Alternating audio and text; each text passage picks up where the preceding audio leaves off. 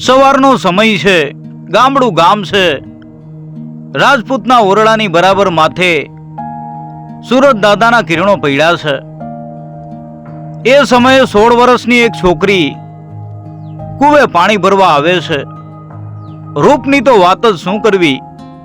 રૂપનો તો જાણે ભંડાર, અણીદાર આંખો, ગુલાબની પાંખડી જેવા હોઠ, ગોરો એનો રંગ અને માથે લાંબા કાળા વાળ. 16 વર્ષની એ કન્યા કૂવામાંથી ગરગડીથી પાણી ખેંચી રહી છે. ત્યાં જ ઘોડા ઉપરથી ઉતરીને એક જુવાન મરદ એ છોકરીની બાજુમાં ઊભો રહે છે. એને જોતા એવું લાગે છે કે આખી રાત ઘોડો દોડાવીને અહીંયા આવ્યો હશે, કેમ કે ઘોડો પણ આખો પરસેવાથી રેબઝેબ છે. જુવાને કીધું કે પાણી પાસો. સૂરજ ઊંચો ચડી રહ્યો છે અને પંખીઓ આકાશમાં કલરવ કરી રહ્યા છે. છોકરી પોતાની ચારે બાજુ જોઈ લે છે.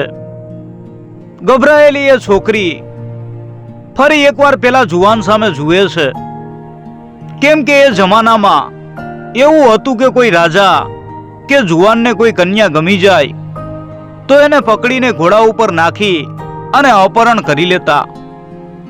છોકરીને કઈ સમજણ ના પડતા કઈ પણ બોલ્યા વગર એ ત્યાંની ત્યાં જ ઊભી રહી. ત્યાં તો પેલા જુવાને ફરીથી કીધું, આખી રાતથી આ ઘોડાની સવારી કરીને આવું છું, બહુ તરસ લાગી છે, થોડુંક પાણી પાસો. છોકરીએ કહ્યું, પાણી તો હું તમને પાવ, પણ તમે મારા શરીરને અડતા નહીં. તમે મને ના અડો તો હું તમને પાણી પાવ. અરે પણ હું તમને શું કરવા અડું? મારે તો ખાલી પાણી જ પીવું છે. હું તો એક વટે માર્ગુ છું. જો તમે મારા શરીરને ક્યાંય અડ્યા તો તમને રામ દુઆઈ છે. પેલો જુવાન પણ બોલી ઉઠ્યો, હા રામ દુઆઈ છે, એમાં શું, મારે ખાલી પાણી જ પીવું છે.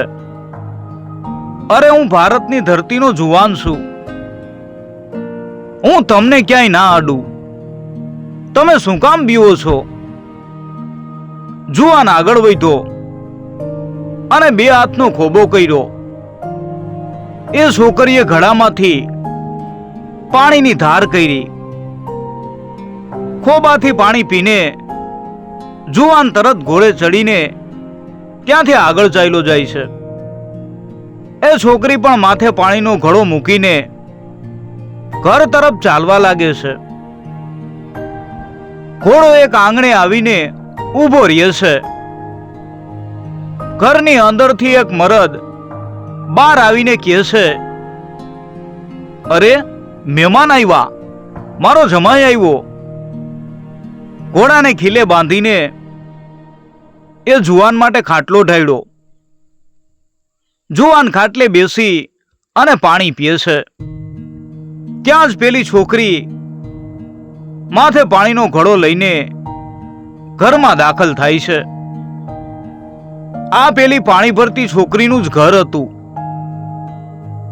પેલા ઘોડેસવાર જુવાનને જોઈ અને છોકરી પાણીયારે જઈને બેડું મૂકે છે. ઘરમાં જઈને માને પૂછે છે કે માં, આ જુવાન કોણ છે? માએ કહ્યું, બેટા આ મારો જમાઈ છે. તારા લગ્ન આની સાથે નાનપણમાં જ કરી નહીં ખાતા. જમાઈ હવે તને લેવા આવ્યા છે. છોકરી તો આટલું સાંભળીને શરમાઈ જાય છે. આગળ બોલાયેલા બધા વેણ એક જ પળમાં ત્યાં જ ભૂલાઈ જાય છે. એક દિવસ રોકાઈને જમાઈ સાસરેથી દીકરીને સાસરે લઈ આવે છે. બેયના લગ્ન તો નાનપણમાં થઈ ગયા હતા, પણ આજે પરણિયાની પહેલી રાત હતી. બધા ભાઈબંધોને રાત્રે જમવા માટે બોલાવે છે. બધા જમીને વાતો કરે છે. રાતના 12 વાગે છે અને ભાઈબંધો રામ રામ કરીને છૂટા પડે છે. રાજપૂત જુવાન પણ ઊભો થઈને પોતાના ઓરડામાં જાય છે. 16 દીવા પ્રગટે છે. ખાટલા ઉપર રાજપૂતાણી છોકરી પતિની રાહ જોઈને બેઠી હતી. ખટખટ પગરખાનો અવાજ આવે છે અને રાજપૂતાણી ખાટલા ઉપરથી ઊભી થઈને નીચે બેસે છે. કેમ કે એ જમાનામાં પતિ પત્નીની એટલી મર્યાદા હતી.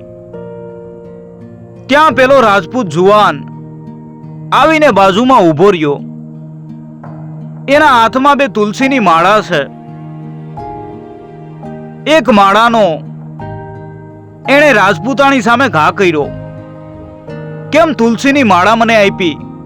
રાજપૂતાણીએ કહ્યું, હવે તારે ને મારે આખી રાત ભગવાનના ભજન કરવાના છે અને જિંદગી કાઢવાની છે. રાજપૂત જુવાને કહ્યું, અરે ભજન તો કરશું, પણ આવતા પહેલા જ કેમ ભજનની વાત કાઢી? તમે કીધું એમ મેં કર્યું છે. કેમ? મેં શું કીધું? ભૂલી ગઈ? એ દિવસે કુવે પાણી પીવા આવ્યો ત્યારે તે કીધું તું કે જો મારા શરીરને અડ્યા તો તમને રામ દુવાય છે. તો હવે આજથી ઠાકોરના ભજન કરીને જિંદગી કાઢવાની છે. બાકી હવે એકબીજાના શરીરને અડાય નહીં. આ સાંભળતા જ રાજપૂતાણીની આંખોમાંથી તો આંસુની ધાર વહે છે અને બોલી ઉઠી, વાહ જુવાન વાહ, તારા નામની આ ચૂંદડી ઓઢીને હું આવી છું, એટલું મારા માટે તો ઘણું છે. હાડકા અને માંસનું બનેલું આ શરીર કરડું થતા વાર નથી લાગતી. મોઢામાંથી લાળ પડતી હશે, જુવાની ઢળી જશે. હવે તો ભગવાનની ભક્તિ કરીને આ જીવન પૂરું કરશું અને જગતના ચોકમાં આપણો ઉજળો ઇતિહાસ રહેશે. સવાર પડી, સવાર પડે અને સાસુ સસરાને કંઈ ખબર ના પડે એમ એમની સામે હસવું અને બોલવું. પણ રાત પડે એટલે ભગવાનના ભજન કરવા. 1 દિવસ, 2 દિવસ એમ દિવસો ને મહિનાઓ વીતા અને વીત્યા વર્ષો. 5 વર્ષ વીત્યા અને ચોમાસાનો સમય છે. અષાઢ મહિનો હેલે ચડ્યો છે. કાળું ડિબાંગ આકાશ થયું છે. વીજળીના કડાકા થાય છે અને વરસાદ વરસે છે. ઓરડામાં બેઠી માળા ફેરવતી રાજપૂતાણી એટલું બોલી, 5 વર્ષ વીતી ગયા. હું તમારા આંગણામાં તમારા નામની ચૂંદડી ઓઢીને આવી. આ સમયને જતા ક્યાં વાર લાગે છે? મને વિચાર આવે છે કે તમારા જેવો ખાનદાની પુરુષ જેનું ઉજળું કુળ હોય, એને એકાદ સંતાન હોય તો વંશ રહે, કુળને ઉજળું કરે. વંશનું નામ સાંભળીને જ બાજુના ખાટલા ઉપર બેઠેલો રાજપૂત જુવાન ઊભો થઈ જાય છે અને કહે છે, એ દિવસે તો ઘણું કહેતી હતી કે તમારા નામની ચૂંદડી ઓઢીને હું આવી છું, એ ઘણું છે. અને આજે તને 5 વર્ષ પછી સંસારના મોહ જાગ્યા છે. પેલા મારી પૂરી વાત તો સાંભળી લ્યો. મને સંસારનો મોહ નથી જાગ્યો. 5 વર્ષ થઈ ગયા તમારા આંગણે તમારા નામની ચૂંદડી ઓઢીને આવ્યાને, પણ આજ સુધી તમારી પાસેથી કઈ માંગ્યું નથી. આજ પહેલી વાર તમારી પાસેથી માંગી રહી છું. મારી નાની બેન હવે 17 વર્ષની થઈ ગઈ છે. મારા બાપ જોડે તમારા લગ્નનું માગું લઈને જાઉં છું. મારી બેન જોડે લગ્ન કરીને તમારે વંશ વધારવાનો છે. બસ એ માટે તમે ના ન પાડતા. રાજપૂતાણી પોતાના બાપના ઘરે પોતાના પતિનું માગું લઈને જાય છે અને કહે છે, બાપુ, મારો પતિ બહુ ખાનદાની છે. આવા પુરુષ તો ભાગ્યશાળીને જ મળે. બાપુ મને એટલો પ્રેમ કરે છે, પણ પરમાત્માને અમારું સંતાન મંજૂર નથી. એણે એના બાપુને એમ ના કીધું કે અમારે નીમ છે. મારી નાની બેનને તમે મારા પતિ જોડે પરણાવો તો અમારા ખોરડાનો દીવો રહી જાય. બાપુ રાજી થઈ ગયા અને બોલ્યા, દીકરી, જો તું આટલું કહેતી હોય અને આટલા વખાણ કરતી હોય તો મારે બીજું શું જોવાનું હોય? બધું નક્કી થાય છે અને ઘડિયા લગ્ન લેવાય છે. મોટી બેન પોતાની નાની બેનને પરણાવવા પતિની જાનમાં આવે છે. ચાંદની આંગણામાં ઊભી રહે છે અને મીઠા મંગળ ગીતો ગવાય છે. નાની દીકરીની વિદાયની વેળા આવી. આખું વાતાવરણ કરુણામય થઈ જાય છે. પાનખરના વડલા જેવો થઈ બાપ બે હાથ જોડી અને દીકરી જે ગાડામાં બેઠી છે ત્યાં ઊભો છે. જમાઈ, મારી દીકરીનું ધ્યાન રાખજો. મારી મોટી દીકરી સમજદાર છે, પણ મારી નાની દીકરી થોડીક ના સમજ છે. જો એનાથી કઈ ભૂલ થાય તો તમે એને કંઈ ન કહેતા મને ઠપકો આપી દેજો.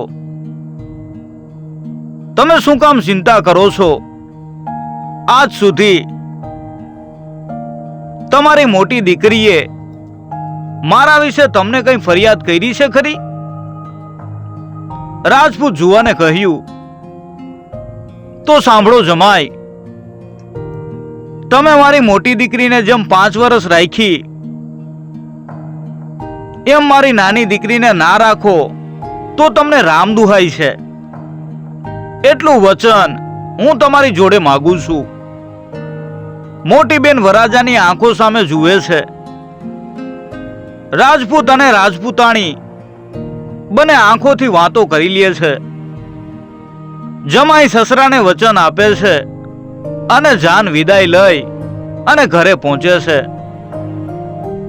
પરણિયાની પેલી રાત્રે 5 વર્ષ પહેલા જેવી ઘટના મોટી બેન સાથે બની હતી એવી જ ઘટના નાની બેન સાથે બને છે. રાજપૂત બે હાથમાં તુલસીની માળા લઈને ઓરડામાં જાય છે. લો, માળા ફેરવો અને ભગવાનના ભજન કરો, બાકી આપણે સંસાર માંડવાનો નથી. એટલે નાની બેન બોલી, શું કામ આવું બોલો છો? શું મારાથી કઈ ભૂલ થઈ ગઈ છે? રાજપૂત જુવાન બધી ઘટના કઈ સંભળાવે છે. અમે 5 વર્ષથી એકબીજાની સાથે ભજન કરીએ છીએ. હજી સુધી એકબીજાના શરીરને અડ્યા નથી, પણ ઘરવાળાઓને કોઈને આ વાતની ખબર નથી. અને જ્યારે જાન વળાવતા હતા ત્યારે તારા બાપે મારી જોડેથી એવું વચન લીધું છે કે મોટી દીકરીને રાખી એમ મારી નાની દીકરીને ના રાખો તો તમને રામ દુહાય છે. એટલે હવે મારાથી તને પણ સ્પર્શ નહીં થઈ શકે.